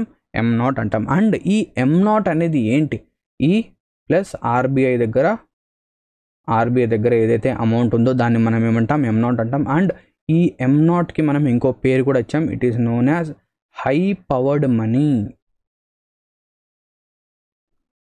High powered money, so it is known as high powered money. చాలా ఇంపార్టెంట్ ఇది M0. నెక్స్ట్ M1 వచ్చేసరికి ఏమొస్తుంది, M1 is equals to currency in circulation. Currency in circulation plus ఏం చెప్పాడు చూద్దాం ఇక్కడ, currency in circulation plus net demand deposits. Net demand deposits. Net demand deposits. Next M2 అనేది ఏంటి, M2 is nothing but M1 plus time deposits కదా, savings deposits with post office. Savings deposits with post office. So savings deposit. M3 అనేది ఏంటి, M3 is nothing but M1 plus time deposits with bank. ఇలా గుర్తుపెట్టుకోండి, first savings వస్తుంది, దాని తర్వాత time deposits వస్తాయి, time deposits. And M4 is equals to M3 plus all deposits. ఏంటి, all deposits with post office. All deposits with post office, అవునా. So ఇక్కడ మనకి ఏం అడిగాడు, ఫస్ట్ నారో మనీ కావాలి. సో నారో మనీ అంటే ఏంటి, M1 M2. సో ఫస్ట్లో M1 ఉండాలి, ఇది తప్పు, ఇది కూడా తప్పు. నెక్స్ట్ బ్రాడ్ మనీ మనకేంటి, so narrow money is M1 and M2, broad money M3 M4, అవునా. సో బ్రాడ్ మనీ అంటే M3 ఉండాలి, సో ఇది కూడా కాదు. So answer is option 1. So M1 అనేది నారో మనీ, M3 అనేది బ్రాడ్ మనీ, అవునా. M3 is broad money. Clear, ఓకేనా. ఇది చాలా ఇంపార్టెంట్ మనకు. నా coming to the 14th question number 14 చూడండి. Among the following diseases which is not inherited. So ఇందులో ఏ డిసీజ్ అనేది వంశపారంపర్యంగా రాదు, ఓకేనా. చూసామా, ఇది ఆప్షన్ ఎలిమినేషన్ మెథడ్ అనమాట. చాలా సింపుల్గా చెప్పొచ్చు. ఇందులో మనకు సింపుల్గా అండ్ ఎక్కువ సార్లు చదివిన వర్డ్ ఏంటి, మలేరియా. సో మలేరియా అనేది వంశపారంపర్యంగా వస్తుందా, కాదు. ఇదేంటంటే ఒక మస్కిటో బైట్ వల్ల రావడం అయితే జరుగుతుంది. So malaria comes with mosquito bite. And ఆ మస్కిటో ఏది, సో మలేరియా అనేది మనకు ఎలా వస్తుందంటే ఒక మస్కిటో బైట్ వల్ల వస్తుంది. And it is a protozoan disease. So ఇదేంటి, ఒక ప్రోటోజోవా. సో ప్రోటోజోవన్ డిసీజ్ ఇది. సో ప్రోటోజోవా వల్ల మనకు మలేరియా అనేది వస్తుంది. అండ్ ఇది ఏ ప్రోటోజోవా, ఎటువంటి ప్రోటోజోవా, దీనికి నేమ్ ఏంటి, ప్లాస్మోడియం. సో ప్లాస్మోడియం ప్రోటోజోవా, ఓకేనా. అండ్ దీని యొక్క క్యారియర్ ఎవరు అంటే, ఎవరు దీన్ని ఒక చోటు నుంచి ఇంకో చోటుకి చేరుస్తారు, ఒక పర్సన్ నుంచి ఇంకో చోటు కంటే, ఫీమేల్ యానోఫిలీస్ మస్కిటో, ఓకేనా. Female anopheles mosquito. నెక్స్ట్ అదేవిధంగా డెంగ్యూ అనేది ఏంటి, సో మలేరియా అనేది ఒక ప్రోటోజోవన్ డిసీజ్ అయితే డెంగ్యూ అనేది ఏంటి, ఇది ఒక వైరల్ డిసీజ్. ఇది ఒక వైరస్తో మనకి ఏంటంటే వస్తుంది. అండ్ దీనికి క్యారియర్ ఎవరు, ఇట్ ఈజ్ ఆల్సో ఫీమేల్. అంటే చూడండి, మస్కిటోస్లో ఏంటంటే రక్తం తాగేది ఎవరు అంటే అమ్మాయిలే, సో ఫీమేల్సే, ఓకేనా. సో ఫీమేల్స్తో జాగ్రత్తగా ఉండాలి, క్లియరా. సో జోక్ కోసం అంటున్నాను, ఓకేనా. So female aedes aegypti,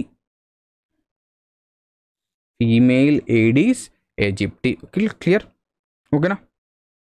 now coming to the 15th question number 15 చూడండి. Based on the current scientific knowledge. So ఏదైతే కరెంట్ సైంటిఫిక్ నాలెడ్జ్ ఉందో మన ఎర్త్ యొక్క ఎస్టిమేటెడ్ ఏజ్ ఎంత, సో మన ఎర్త్ యొక్క ఏజ్ అనేది ఎంత, మనం ఇది చెప్పాలి. So what is the age of our earth. So ఈ ఎర్త్ యొక్క ఏజ్ అనేది మనం అప్రాక్సిమేట్లీగా ఏం చెప్తామంటే ఇట్ ఈస్ అప్రాక్సిమేట్లీ 4.5, గుర్తుపెట్టుకోండి, 4.5 billion years. 4.5 billion years.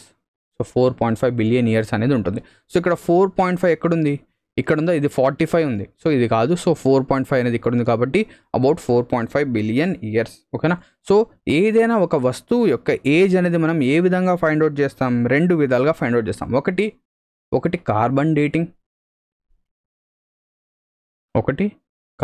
Dating, లేదా యురేనియం డేటింగ్. ఓకేనా, uranium dating. So uranium dating ద్వారా మనం ఏంటంటే ఫైండ్ అవుట్ అనేది చేయడం అనేది జరుగుతుంది. ఓకేనా, clear. Now coming to the 16th question. Question number 16 చూడండి. Match list 1 with list 2. So list 1 and list 2 అనేది మనం మ్యాచ్ చేయాలి. సో ఇక్కడ ఏ యాసిడ్ అనేది ఎక్కడెక్కడ ఉంటుంది. ఓకేనా, ఏ యాసిడ్ అనేది ఎక్కడ. So carbonic acid, so lauric acid, butyric acid, uric acid. So ఇది ఎక్కడెక్కడ ఉంటాయి. సో బేసికలీ చూడండి, మనం ఇందులో ఏదైనా ఒకటి కనుక మనం ఐడెంటిఫై చేయగలిగితే మన ఆన్సర్ అనేది అయిపోతుంది. సో మనం ఇక్కడ ఈ క్వశ్చన్ని ఎలా సాల్వ్ చేయొచ్చు. సో కార్బోనిక్ యాసిడ్, ఓకేనా. సో కార్బోనిక్ యాసిడ్లో ఏముంటుంది, కార్బన్ ఉంటుంది, అవునా. సో కార్బోనిక్ యాసిడ్ అనేది ఎక్కడ ఉంటుంది, మస్టర్డ్ ఆయిల్లో ఉంటుందా, బటర్లో ఉంటుందా, సోడా వాటర్లో ఉంటుందా, కోకోనట్లోనా. సో బేసికలీ మీరు కనుక చూస్తే ఏదైతే మనం కూల్ డ్రింక్స్ తాగుతాం కదా, కూల్ డ్రింక్స్. సో కూల్ డ్రింక్స్ని మనం ఏమంటాం, కూల్ డ్రింక్స్ అంటాం, సాఫ్ట్ డ్రింక్స్ అంటాం. అండ్ దాంతోపాటు మనం ఏమంటాం, దీన్ని కూల్ డ్రింక్స్తో పాటు సోడా వాటర్ కూడా అంటాం. ఓకేనా, సోడా వాటర్. ఈ కూల్ డ్రింక్స్లో మనం ఏం చేస్తాం, మీరు కూడా చూస్తూ ఉంటారు. అందులో మనం ఎప్పుడైతే కూల్ డ్రింక్ అనేది ఓపెన్ చేస్తామో మనకేంటంటే ఆ ప్రెషర్తో ఆ సౌండ్ అనేది వస్తుంది. అంటే అక్కడ ఏదైతే గ్యాసెస్ అనేవి ఉంటాయో ఆ కూల్ డ్రింక్లో అవి బయటికి రావడం జరుగుతాయి. ఆ గ్యాసెస్ అనేవి ఏంటి. సో కూల్ డ్రింక్స్లో మనం ఏం చేస్తామంటే కార్బన్ డైఆక్సైడ్ CO2 అనేది మనం పంప్ అనేది చేస్తాం. అంటే మనం ఏం చెప్పొచ్చు, ఏదైతే సోడా వాటర్ ఉందో ఆ సోడా వాటర్లో కార్బన్ అనేది ఉంటుంది. అంటే కార్బోనిక్ యాసిడ్ అనేది ఎక్కడ ఉంటుంది, సోడా వాటర్లో. అంటే 1కి ఏముండాలి, 3 ఉండాలి. 1కి ఏముండాలి, 3 ఉండాలి. సో ఆన్సర్ ఏమవుతుంది, ఇది. సో 3, 4, 2, 1 అంటే 4. అంటే లారిక్ యాసిడ్ అనేది ఎక్కడ ఉంటుంది, కోకోనట్ మిల్క్లో ఉంటుంది. లారిక్ యాసిడ్ కోకోనట్ మిల్క్లో. అండ్ బ్యూట్రిక్ యాసిడ్ ఇక్కడ చూడండి, బటర్లో కూడా BU ఉంది. సో బ్యూట్రిక్ యాసిడ్ బటర్లో ఉంటుంది, butyric acid butter. And erucic acid అనేది మస్టర్డ్ ఆయిల్లో ఉంటుంది, యూరిసిక్ యాసిడ్ అనేది మస్టర్డ్ ఆయిల్. అండ్ ఇక్కడ కొన్ని యాసిడ్స్ అనేవి చూద్దాం. So sting of ant, ant యొక్క స్టింగ్లో మనకు ఏ యాసిడ్ ఉంటుంది. సో యాంట్ యొక్క స్టింగ్లో వచ్చేసరికి మనకు ఫార్మిక్ యాసిడ్ అనేది ఉంటుంది, లేదా మెథనోయిక్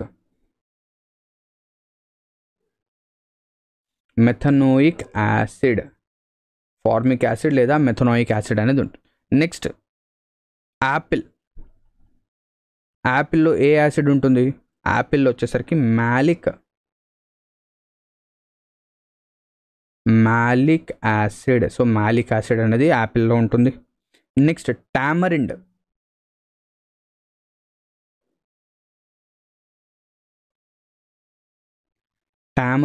సో టామరిండ్లో ఏముంటుంది, టారిక్ యాసిడ్. సో టారిక్ యాసిడ్ అనేది టామరిండ్లో ఉంటుంది. అండ్ కర్డ్ కావచ్చు, యోగర్ట్ కావచ్చు, అందులో వచ్చేసరికి లాక్టిక్ యాసిడ్ అనేది ఉంటుంది. ఓకేనా. సో లాక్టిక్ యాసిడ్ అనేది ఉంటుంది. సో ఇది clear. Now coming to the 17th one చూడండి. What are the elements in group 0 commonly known as. అంటే గ్రూప్ 0లో ఏవైతే ఎలిమెంట్స్ ఉన్నాయో వాటిని మనం కామన్లీ ఏమంటాం, ఇనర్ట్ గ్యాసెస్ అంటామా, వాలటైల్ అంటామా, రేడియో యాక్టివ్ అంటామా, రియాక్టివ్ అంటామా. అంటే ఇక్కడ మనం ఏం చూడాలి, పీరియడ్స్ అనేవి ఏదైతే పీరియాడిక్ టేబుల్ ఉంది కదా, సో ఆ పీరియాడిక్ టేబుల్ చూడాలి. సో ఈ మన పీరియాడిక్ టేబుల్ అనేది బేసికల్గా చూస్తే అందులో ఒకనా మన పీరియాడిక్ టేబుల్లో మనకేంటంటే టోటల్గా 18 గ్రూప్స్ అండ్ 7 పీరియడ్స్ అనేవి ఉంటాయి. 18 గ్రూప్స్ అండ్ 7 పీరియడ్స్ ఏంటవి చూద్దాం. సో ఇక్కడ చూడండి, ఇక్కడ పీరియాడిక్ టేబుల్ అనేది ఉంది. ఇక్కడ మనకేంటంటే గ్రూప్ 1 నుంచి గ్రూప్ 18 వరకు ఉన్నాయి. గ్రూప్ 1 నుంచి గ్రూప్ 18 వరకు ఉన్నాయి. ఓకేనా. సో ఏదైతే ఈ గ్రూప్ 18 ఉందో ఇవి ఏంటి, దీస్ ఆర్ నోబుల్ గ్యాసెస్. అంటే వీటి యొక్క ఆక్టేట్ అనేది కంప్లీట్ అయిపోతుంది, కంప్లీట్గా అయిపోతుంది. అండ్ ఇవి ఏంటి అంటే వేటితో కూడా రియాక్ట్ అనేవి అవ్వవు, ఇవి రియాక్ట్ అనేవి అవ్వవు. సో దీన్నే మనం ఏమంటామంటే గ్రూప్ 0 ఎలిమెంట్స్ అంటాం, అండ్ దీన్నే మనం ఏమంటాం ఇనర్ట్ గ్యాసెస్. ఎందుకంటే ఇవి రియాక్ట్ అవ్వవు కాబట్టి ఇవి ఇనర్ట్గా ఉంటాయి. గ్రూప్ 17 చూడండి, group 17 is known as halogens. Group 17 అనేది మనం ఏమంటాం, హాలోజన్స్ అంటాం. గ్రూప్ 16 వచ్చేసరికి chalcogens. So group 17 are the highly reactive things. ఓకేనా. సో ఇక్కడ మనం చూస్తే ఏదైతే ఈ నోబుల్ గ్యాసెస్ ఉన్నాయో వీటిని మనం గుర్తుపెట్టుకోవాలి. Helium, neon, organ, krypton, xenon, radon, organ. ఓకేనా. సో ఇవి క్లియరా. సో రాన్ ఇలా గుర్తుపెట్టుకోండి, లేదా helium, neon, organ, krypton, xenon, radon. So ఇలా గుర్తుపెట్టుకోండి. సో ఇవి ఏంటి, ఇనర్ట్ గ్యాసెస్. అంటే ఇక్కడ మనం ఏం చెప్పొచ్చు, ఏదైతే గ్రూప్ 0 ఎలిమెంట్స్ ఉన్నాయో వాటిని మనం ఏమంటాం, they are known as inert gases. ఇవేంటి, inert gases. Now coming to the 18th question number 18 చూడండి ఏమంటున్నాడు.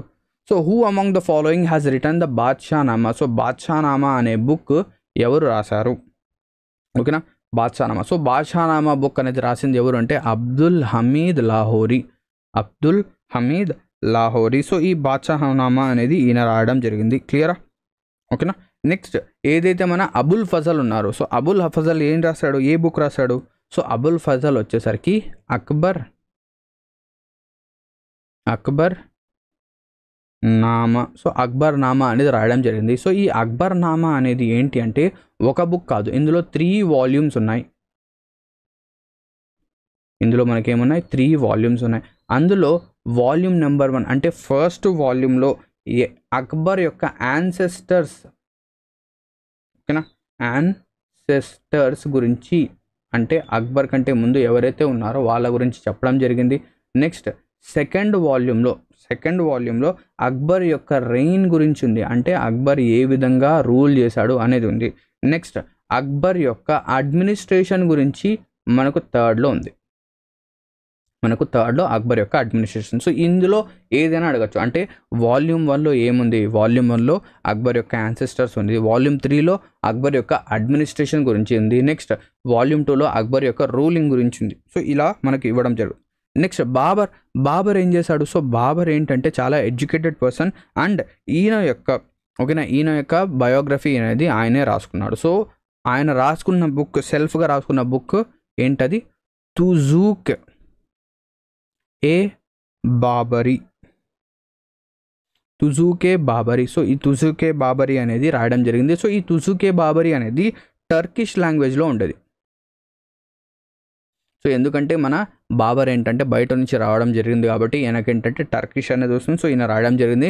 నెక్స్ట్ ఈ తుజూకే బాబరీని బాబర్ నామాగా చేంజ్ చేయడం జరుగుతుంది, అంటే బాబర్ నామా రాయడం అనేది జరుగుతుంది. సో ఇది రాసింది ఎవరు అంటే అబ్దుర్ రహీం ఖానా.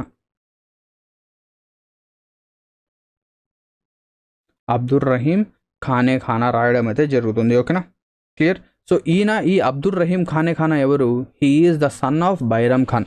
సో బైరం ఖాన్ ఎవరు, మన అక్బర్ని పెంచిన పర్సన్. ఓకేనా, అక్బర్ని పెంచిన పర్సన్. క్లియర్.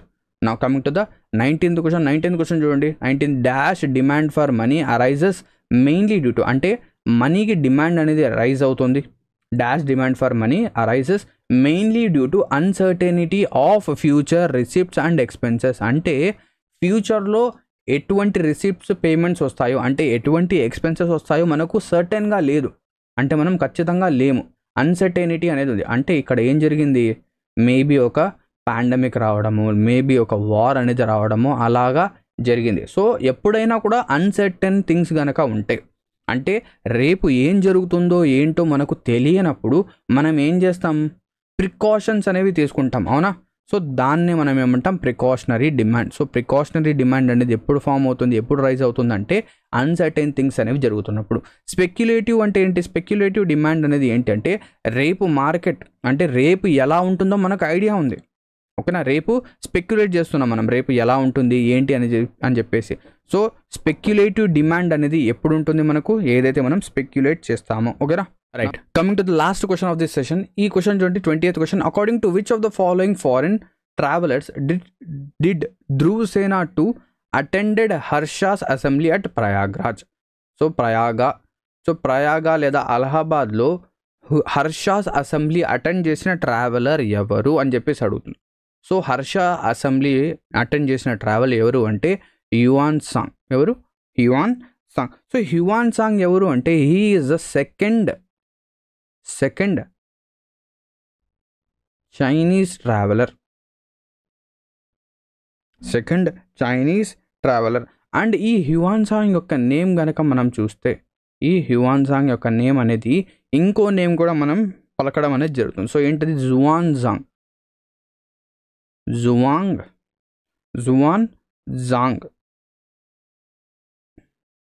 హ్యూయాన్ సాంగ్ యొక్క నేమే జువాన్ జాంగ్. సో ఇద్దరు వేరు వ్యక్తులు కాదు, ఇద్దరు కూడా ఒకటే. హ్యూయాన్ సాంగ్, జువాన్ జాంగ్ ఇద్దరు కూడా ఒకటే, ఓకేనా.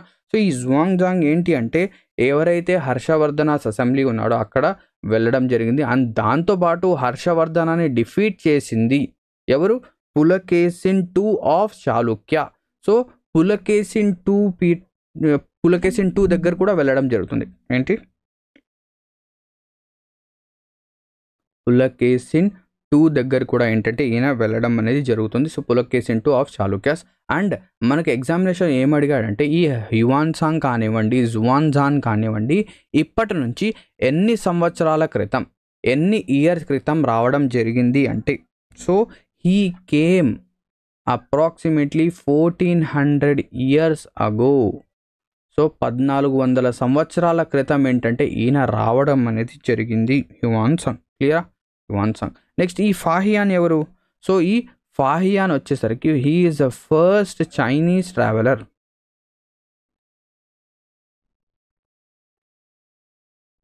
So he is the first Chinese traveller. He came to the court of Chandragupta Maurya. So Chandragupta Maurya కోర్టుకి ఏంటంటే ఈయన రావడం అనేది జరిగింది, ఓకేనా. సో ఇది మన యొక్క ఏదైతే first session of our SSC 2024 revision series. So ఈ రివిజన్ సిరీస్లో మనం ఏవైతే క్వశ్చన్స్ ఉన్నాయో, సో ప్రతి ఒక్క క్వశ్చన్కి దాని వెనుక ఏవైతే కాన్సెప్ట్ బేసిక్స్ ఉన్నాయో అండ్ దానికి ఇంకా వైడర్ రేంజ్ అనేది ఏదైతే ఉందో అది మనం ఏంటంటే ప్రొవైడ్ అనేది చేయడం అనేది జరిగింది. సో ఇక్కడతో మనం ఏం చేద్దాం, ఈ సెషన్ ఏదైతే ఈ రివిజన్ సిరీస్ ఏదైతే ఉందో అది ఈ వీడియోతో ఎండ్ అనేది చేద్దాం. నెక్స్ట్ వీడియోలో మనం ఏంటంటే ఇంకా కొన్ని క్వశ్చన్స్, ఇంకా కొన్ని మనం ఏం చెప్పొచ్చు మోడల్స్ అవన్నీ కూడా మనం ఏంటంటే డిస్కస్ అనేది చేయబోతున్నాం. సో ఇక్కడతో ఏంటి ఈ వీడియో అనేది ఎండ్ అవుతుంది. Thank you very much for watching this video. I hope that మీకేంటంటే ఈ వీడియో ద్వారా కొన్ని ఇంపార్టెంట్ పాయింట్స్, కొన్ని కాదు చాలా ఇంపార్టెంట్ పాయింట్స్ అనేవి మనం డిస్కస్ చేస్తాం. సో ఈ ఇంపార్టెంట్ పాయింట్స్ అనేవి మీరు ఎక్కడైనా నోట్ చేసుకొని ఉంటారు, లేదా దీని యొక్క PDF అనేది మీకు, ఓకేనా, దీని యొక్క PDF అనేది మీకు టెలిగ్రామ్ ఛానల్లో మనం ఏంటంటే ప్రొవైడ్ అనేది చేయడం అనేది జరుగుతుంది, ఓకేనా. సో ఇక్కడతో ఈ వీడియో ఎండ్ అవుతుంది. Thank you very much for watching this video and have a great day ahead. Session dismissed.